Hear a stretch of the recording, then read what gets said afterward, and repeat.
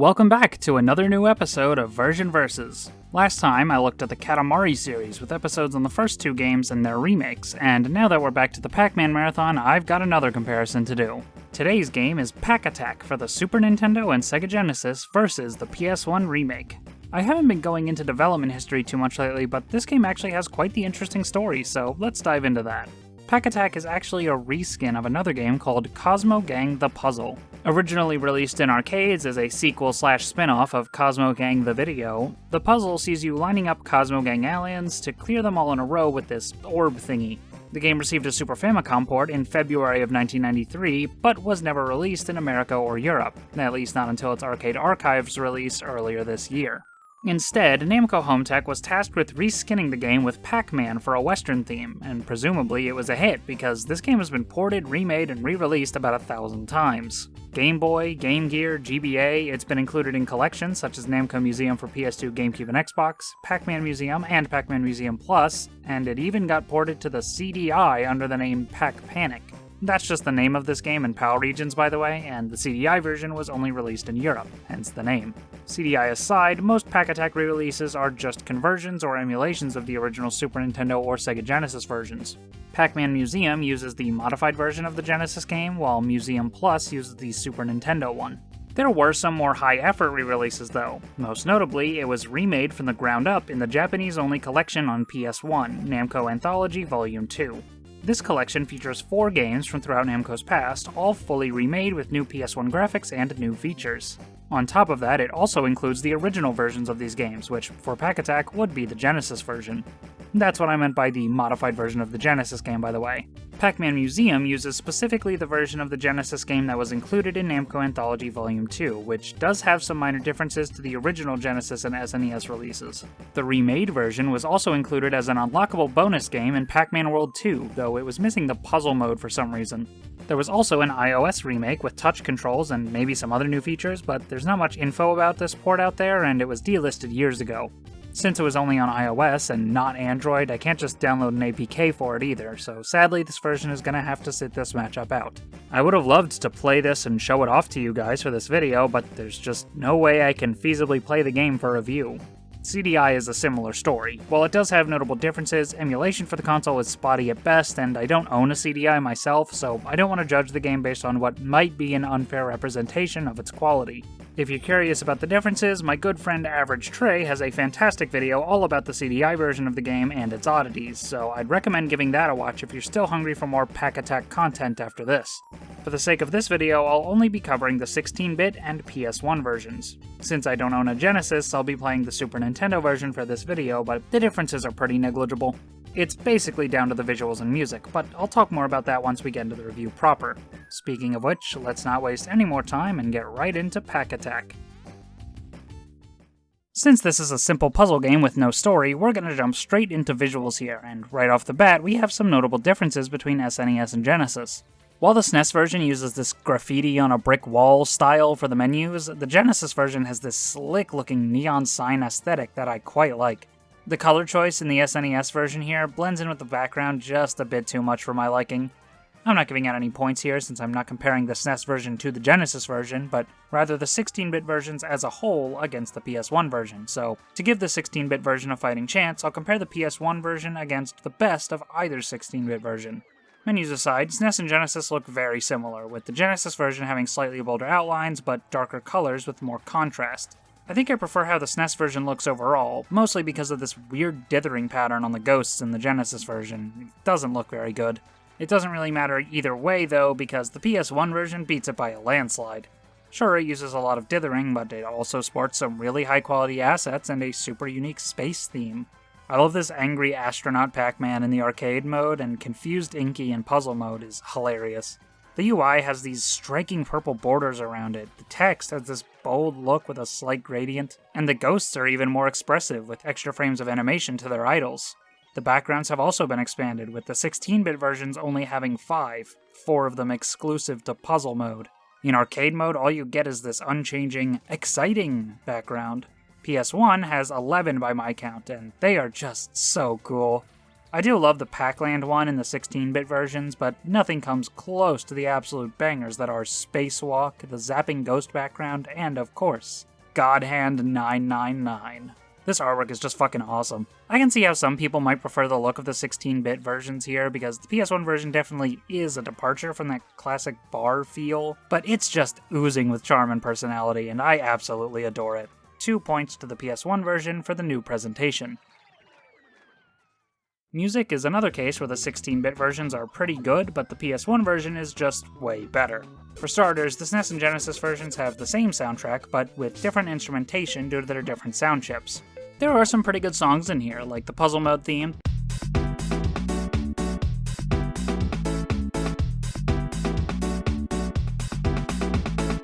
the High Score theme,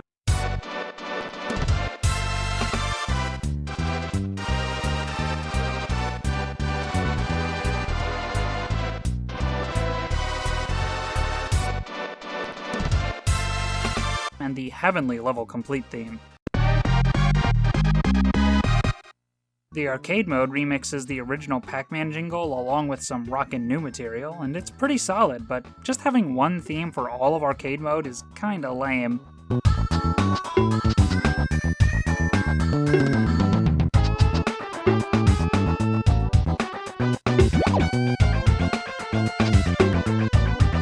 Well, there is the Danger theme, which is the Can-Can.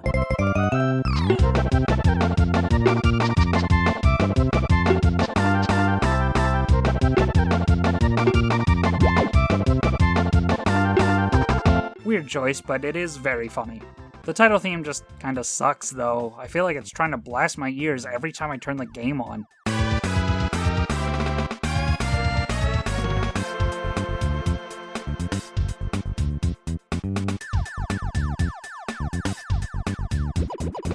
The Genesis version's music is better with the jazzy stuff thanks to the better percussion, but the worse guitars make for a less pleasant rock, so it's a bit of a mix as to which version has better music. For some reason though, they removed the Puzzle Modes theme entirely and swapped it out for a brand new song, despite the rest of the soundtrack being exactly the same as the SNES version. It's also a lot worse, so thank God I did my Puzzle Mode playthrough on SNES.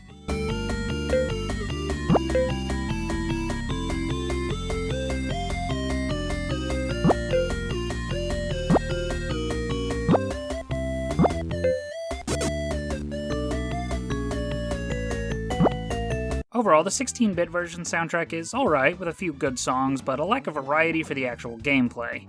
PS1, on the other hand, has both absolute banger tunes and a good variety of themes for different modes and difficulties. This soundtrack is really out there, using some very weird samples in combination with some strange instrument choices, but it all comes together for some very hectic and fun to listen to music. The Puzzle Mode theme is probably the weirdest one in the game, just take a listen.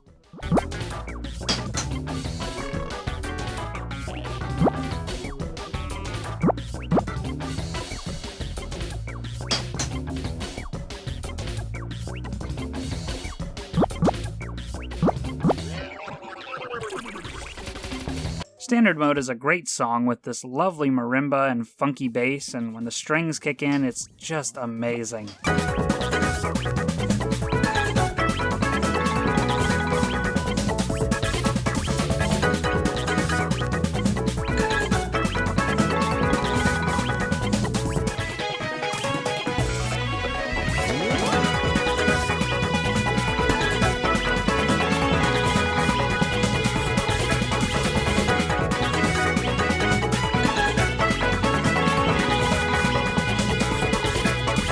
Beginner Mode's theme is my favorite song in the game, though, with this wonderful backing track, amazing string and brass chords, and super fun percussion.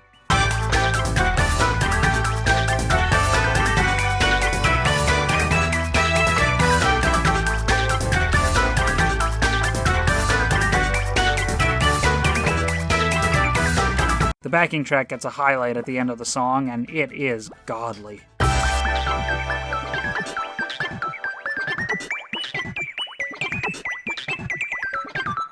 Not only do you get 4 different songs depending on difficulty, but the Panic mode even changes in the Secret God Hand difficulty, and that mode even has a second Panic mode theme for when you're even closer to the top, making for 3 total Panic mode themes.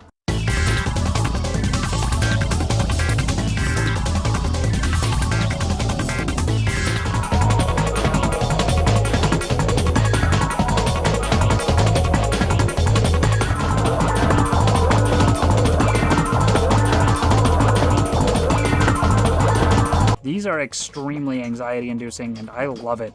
Really puts the pressure on you when you start building up too high. It even has a level clear theme that's somehow even more heavenly than the SNES versions. The high score theme is another highlight. I love the clapping in the background. It really brings the track together and makes it feel all that more like a celebration of your run.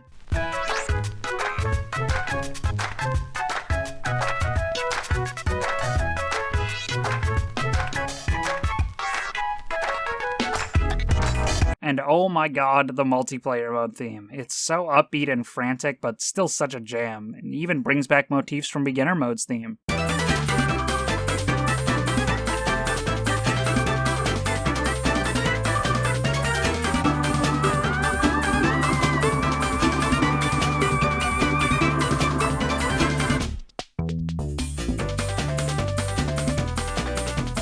Amazing stuff all around. This is one of my favorite soundtracks in the entire franchise. Sure, the 16-bit version's soundtrack has grown on me, and I do quite like it, but it was never going to come even close to the PS1 version's god-tier music.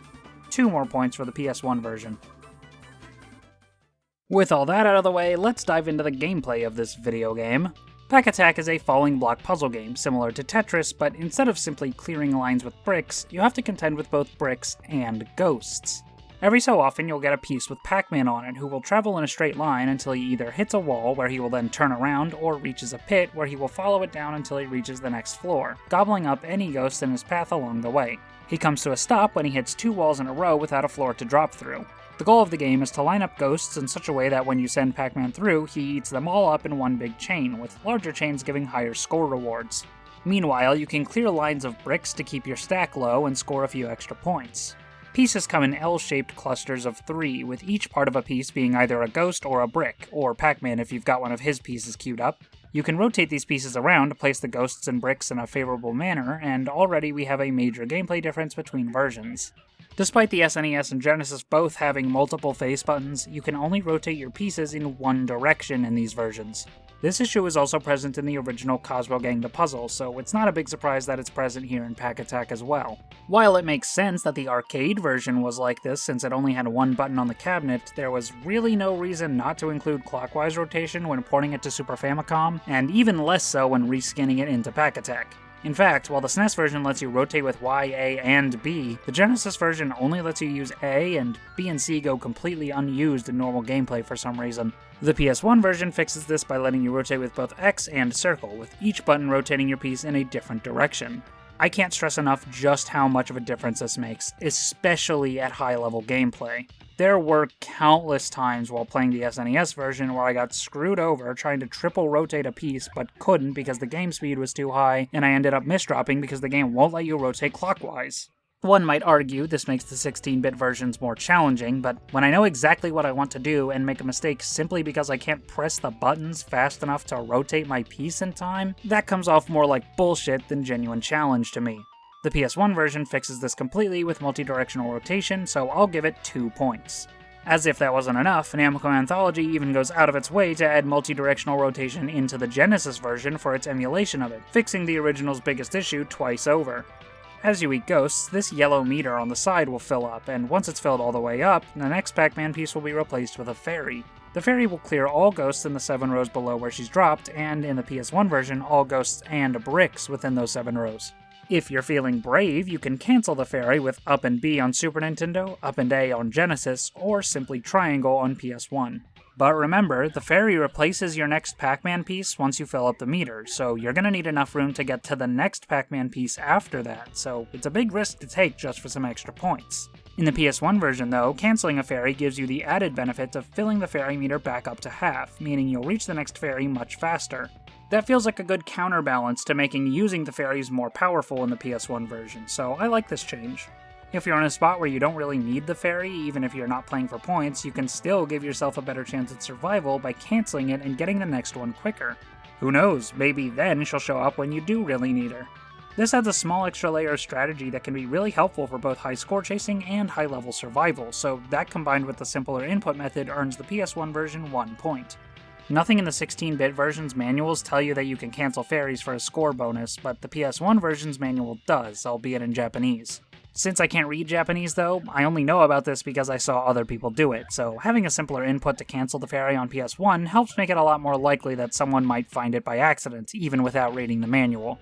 You may have also noticed that in the 16-bit versions, when a Pac-Man piece is on screen, all of the ghosts turn blue, allowing Pac-Man to eat them. A cute detail for sure, but the PS1 version takes this one step further. Ghosts that Pac-Man will eat when the piece is dropped are highlighted, making it easy to tell what ghosts you will or won't chomp, and ghosts that are completely blocked off will remain red. This is one of those small quality of life features that I just really appreciate about the PS1 version, and I think it's worth a point.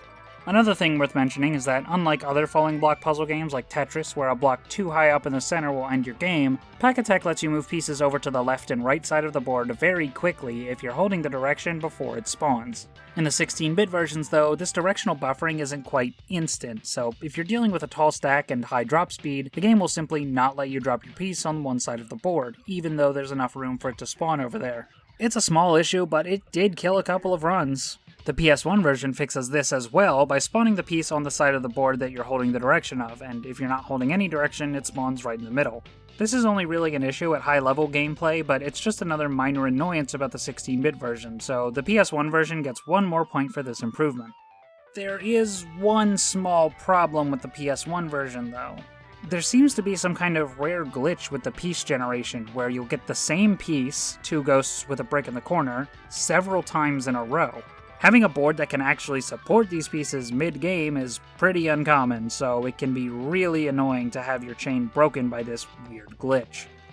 I'm not sure if I'll even have any footage of this to show you guys, but trust me, if you grind out God Hand mode runs like I have, you will notice it. It's not pervasive enough to be a major issue, but it can occasionally cause problems that the 16-bit versions just don't have, so I'll give them 1 point for this. I've mentioned high-level gameplay a few times now, so I think we should talk about the different difficulties of arcade mode. Depending on the version you play, there are up to 6 different difficulties to choose from, but the menu only shows 4. I'll get into those other ones later, but for now, let's start with easy. You start at level 0, and until you reach level 1, all Pac-Man pieces will spawn with only Pac-Man, and no extra ghosts or bricks, so newcomers can really get a hang of the game here even if they've never played it before. Normal starts at level 10 and slightly increases the drop speed of your pieces.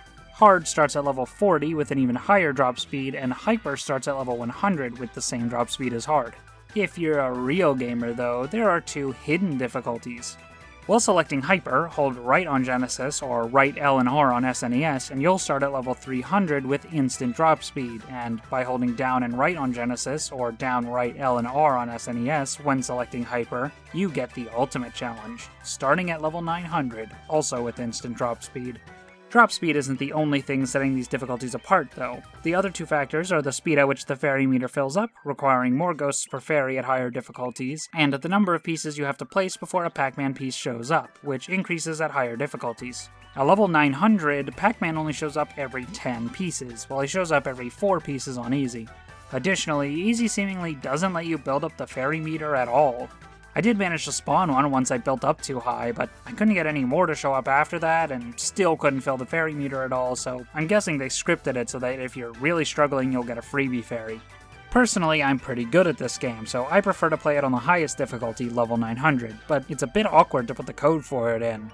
If you're already hovering over Hyper, pressing down will just move you to Easy, and the code won't work, so you have to scroll up to Hard, then press the buttons for the code so that when you press down it'll switch to Hyper.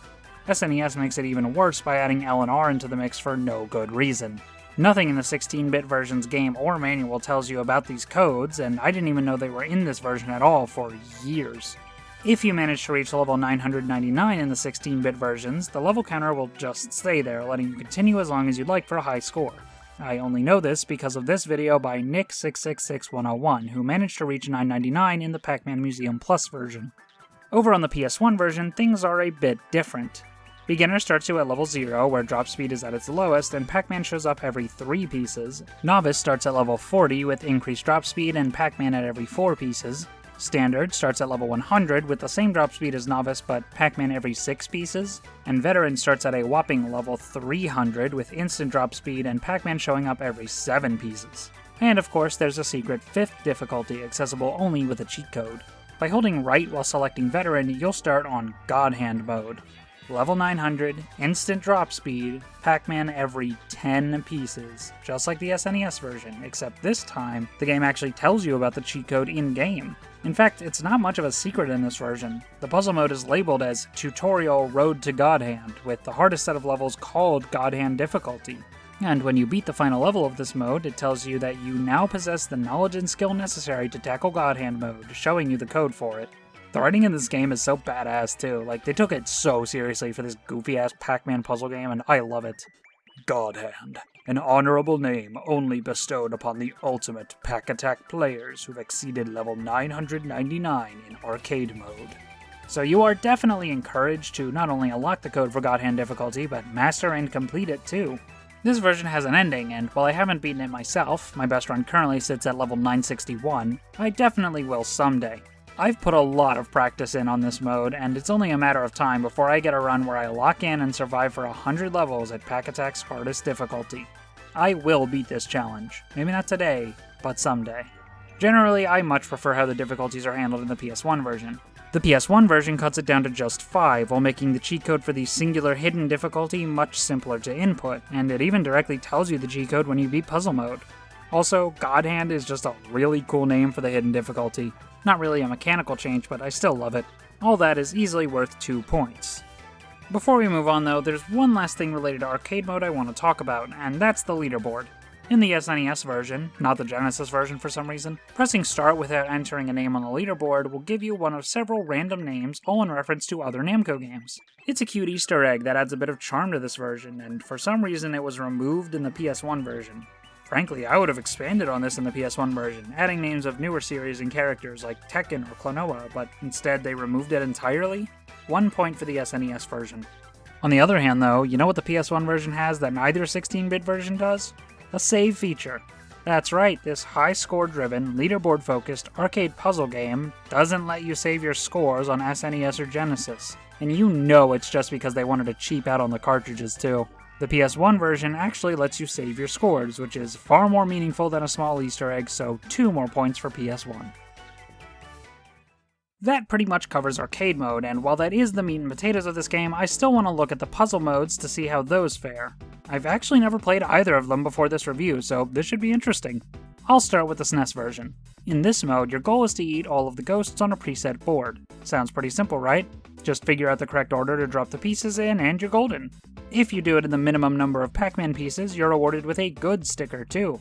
The first 50 or 60 levels are all pretty easy, only ever taking a few tries, but as you get into the later levels, they really ramp up in difficulty. That's when you realize that the pieces you're getting aren't a preset seed to solve the puzzle with. They're completely random.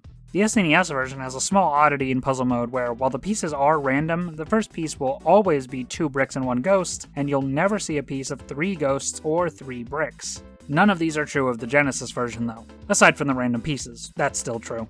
So here's the problem. You get to the last 20 levels, and you have these insanely difficult and precise boards requiring you to do very specific things, like breaking specific lines, contending with these metal bricks that take 2 lines to clear, or destroying these bolted bricks that are basically just anti-gravity blocks, making the boards even more complex, with wacky preset ghost placements, all made seemingly with a specific solution in mind, but the game gives you random pieces and expects you to just make it work. There were so many puzzles in the late game where I knew exactly what I needed to do to solve the puzzle, and the game just would not give me the pieces necessary to do it. The worst thing is when you get down to the last few ghosts and they're all lined up nice and easy for you, but then your final Pac-Man piece comes in an arrangement with a ghost in an awkward spot and you have nowhere to put it in your chain, so it becomes a straggler and you just lose. You can at least change Pac-Man's facing direction, unlike in the arcade mode, but frankly that doesn't really prepare you for the kind of thinking that would be useful in arcade mode anyway, and if they had just made a specific solution with preset pieces to go along with the preset puzzle boards, they wouldn't have needed to give you that option in the first place. Stuck on a puzzle? Looking it up isn't going to help, since the pieces they got in the video you're watching won't be the same as the pieces you get in your attempts. Besides, figuring out a strategy for how to get to the ghosts isn't really that hard, even in the later puzzles, with the exception of like 3 or 4 levels. The challenge is just in putting up with the terrible, useless pieces you get. I think the SNES version actually makes this worse, because I can recall numerous instances where I really wanted a triple brick, but this version just doesn't let you have them.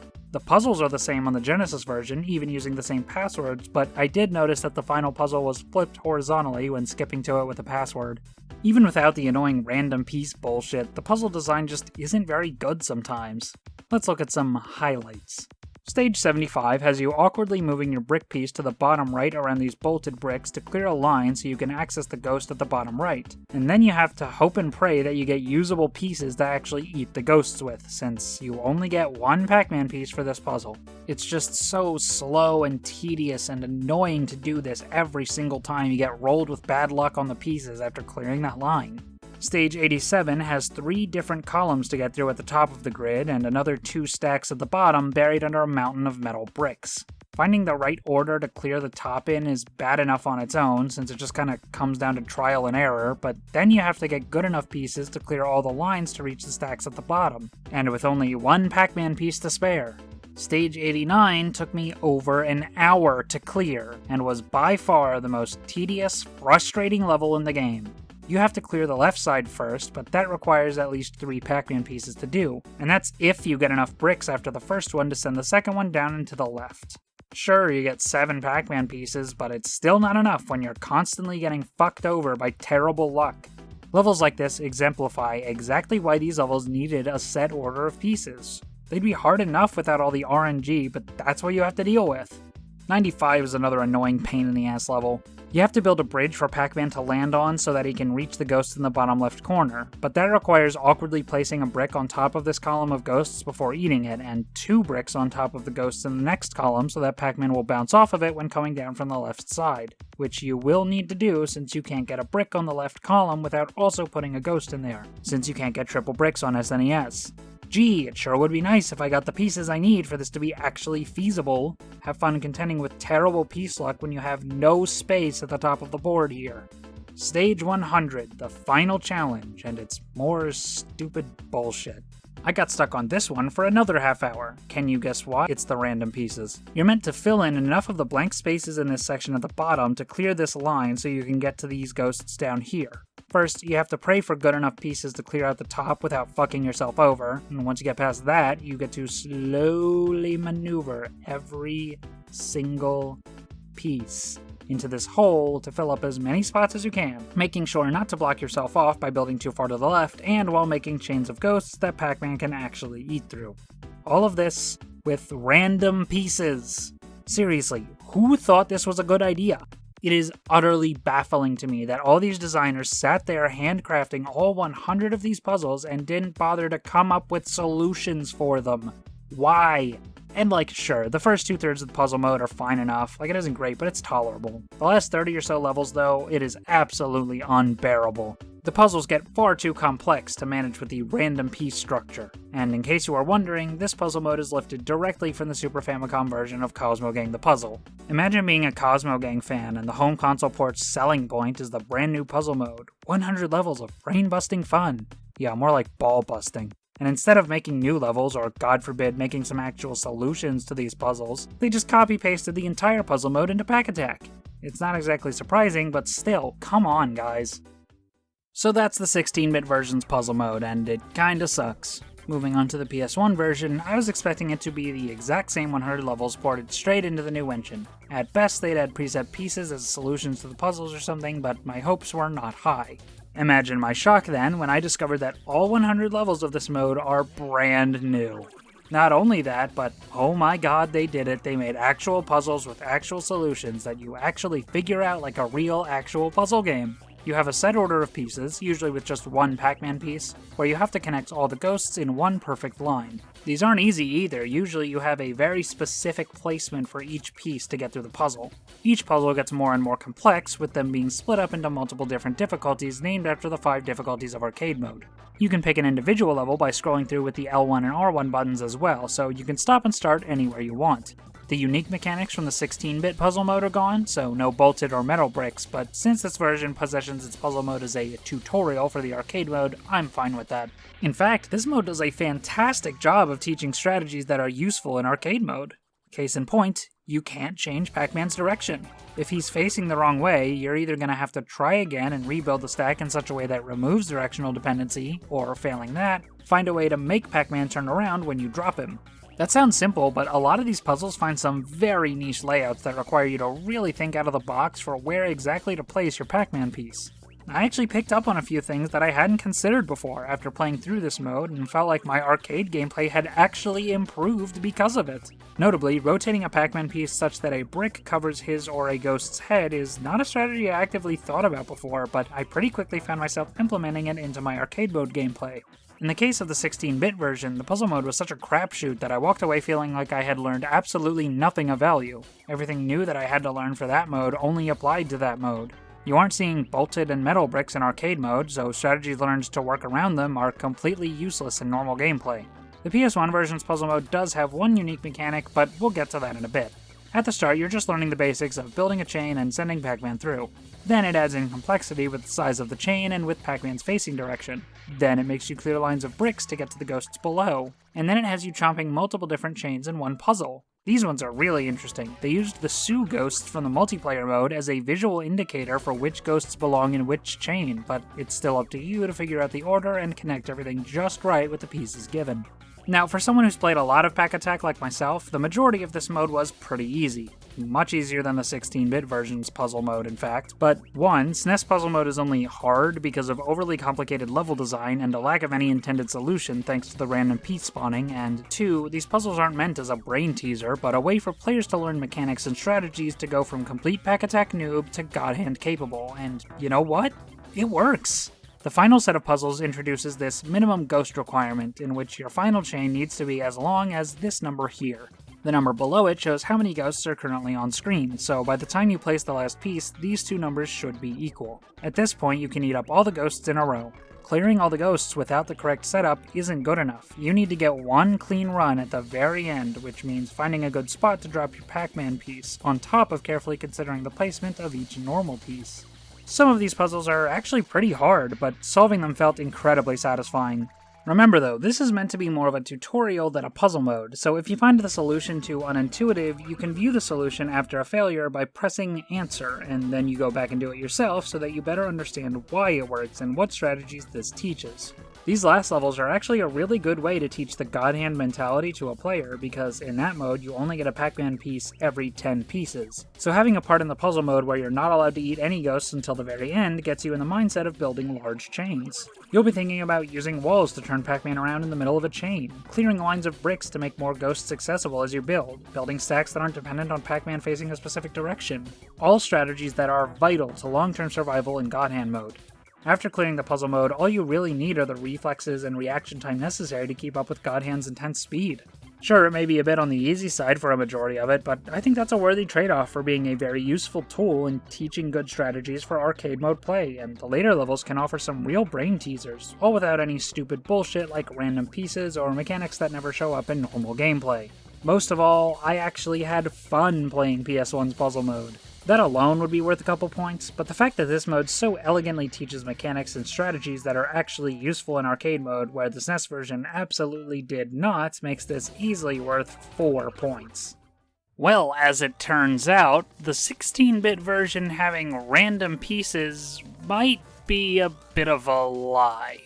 So I did my playthrough on the SNES version because that's the version that I own physically. I passed it through my OSSC and recorded it in OBS straight from real hardware. I don't own a Genesis, so that's just the version I played. I figured surely they can't be any different. Well, remember how I said the Genesis version does allow triple bricks and triple ghosts where the SNES version doesn't? That's not the only difference. Alongside certain puzzles being slightly altered or flipped, they now have intended solutions. No, I'm not joking. The entire puzzle mode has intended solutions, only in the Genesis version. Why? The reason I didn't notice this at first is because on the PS1 version, which is where I've mostly been getting my Genesis footage, by default, going to puzzle mode will give you random pieces. However, if you hold right while selecting puzzle mode from the menu, then you get appendix mode. I have no idea what that's supposed to mean, but this restores the set piece order from the original Genesis version. This was in the game the whole time! And I sat through 100 fucking levels of random piece bullshit. This doesn't really change my opinion or the points I'm giving out, but god do I wish I played my puzzle mode run on Genesis instead. I would have been a lot nicer.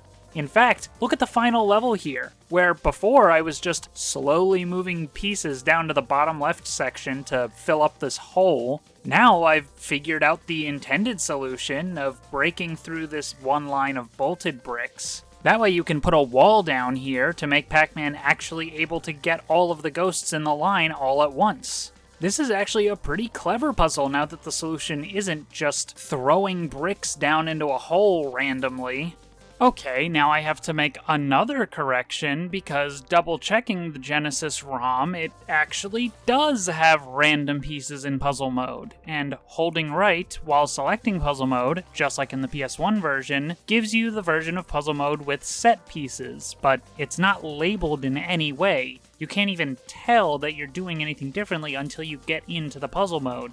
And even if I don't hold right when I select puzzle mode, if I've already done it once before, it'll still have set pieces when I go back into puzzle mode. It doesn't go back to random pieces unless I reset the game. So I guess Appendix Mode isn't actually new to the PS1 version, they just gave it a name this time? Weird. There is one small problem though. The PS1 version doesn't have any retry code or button from the pause menu or anything. If you make a mistake or misdrop a piece, you have to just hold down and place every single piece to game end yourself. In the 16-bit versions, you can retry by pressing Select and Start on SNES or A, B, C and Start on Genesis. This also works for instantly ending your game in arcade mode, but it's mostly useful in puzzle mode for retrying a puzzle faster. I didn't figure this out until like stage 89, but still, it would have been really nice to have a code like this to instantly retry in the PS1 puzzle mode as well. If there is such a code, I couldn't find it, nor was there any documentation online about it, so I have to assume that there just isn't one.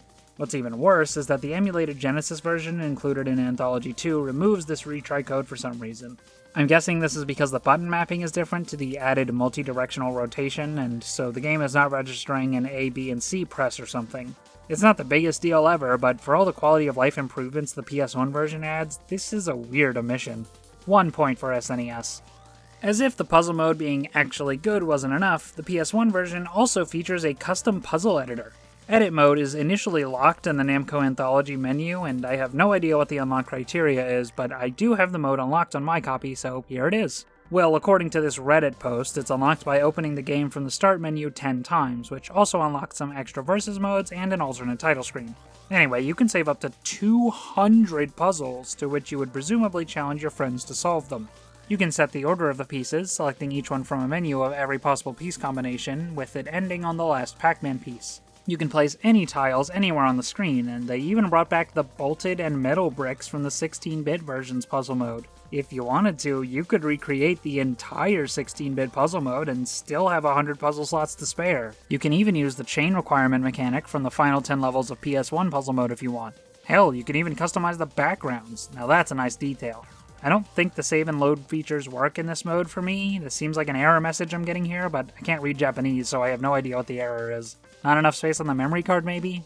I don't know, but I'm not that pressed about it. This isn't a feature I'm ever going to use, but I can imagine there had to be some Japanese kid out there that got a kick out of this back in the late 90s. And while making it an unlockable mode separate from the main game is a weird choice, I didn't even know this existed at all until very recently, it is a really cool inclusion that's worth 1 point.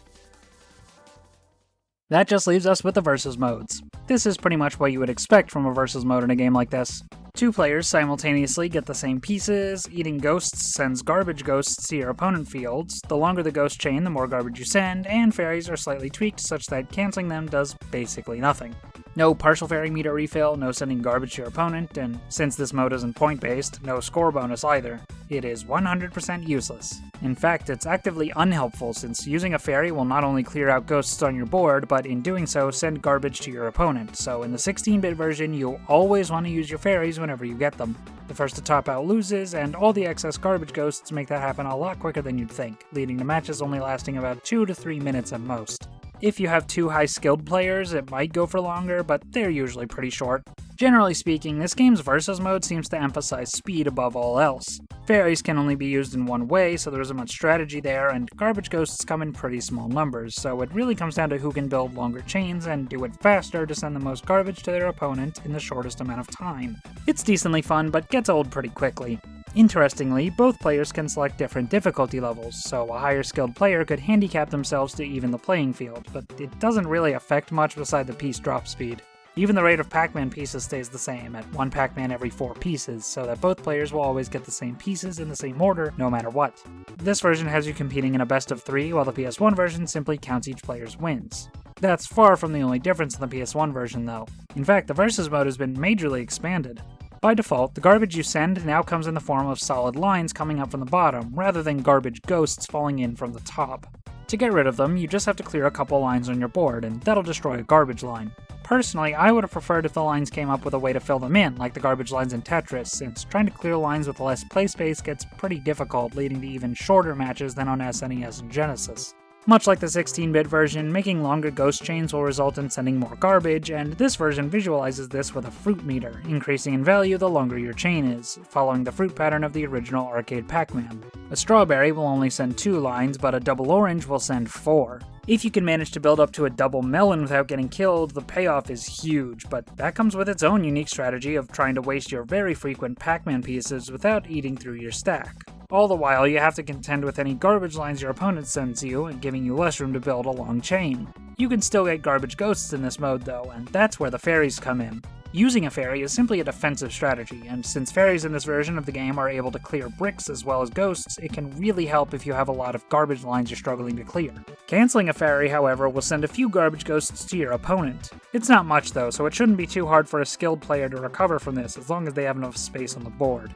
This encourages you to play efficiently and use fairies in a more strategic manner compared to your opponent. If your opponent is close to topping out, canceling a fairy might be enough to win you the game, but if you're high up on the board with lots of garbage lines, using a fairy can be the safer option. Still though, it's a very different take on Versus, which puts the focus more on quickly and efficiently playing well as you normally would in arcade mode, rather than throwing a bunch of ghosts all over your screen that you'll never survive from. If you preferred the garbage ghosts of the 16-bit versions though, fear not, as one of the 2 unlockable Versus modes has you covered. While Floor Up mode is the default, unlocking Ghost Fall mode brings things back to the style of the 16-bit version's Versus mode, where garbage comes in the form of ghosts falling in from the top. This is where different difficulties are most noticeable, since alongside the faster piece drop speed, you send less garbage and need to eat more ghosts to fill up your fairy meter on higher difficulties, and because of the way fairies work in this mode, playing on the lowest difficulty setting is kind of insanely busted. In Floor Up mode, playing on the highest difficulty gives you 3 garbage lines from the very start, but that typically ends in a very quick loss, since dealing with garbage lines in this mode can be pretty overwhelming, so I tend to prefer standard mode mirror matches. Same goes for Ghost Fall mode too, since Novice is way too overpowered. Canceling a fairy in this mode will send some garbage over, but not that much, whereas using a fairy sends a ton of garbage, especially if you're on Novice mode. I was getting my screen absolutely filled with garbage ghosts by my friend here. In fact, canceling a fairy is kinda useless here, just like the 16-bit version. It doesn't refill any of your fairy meter, whereas using a fairy often will, and the garbage it does send is pretty minimal compared to what you can accomplish with ghost chains or just plain using the fairy. And since building up fairy meter happens a lot faster on Novice, if you have enough ghosts on your screen, you can get another fairy immediately after using a fairy, which is just plain busted.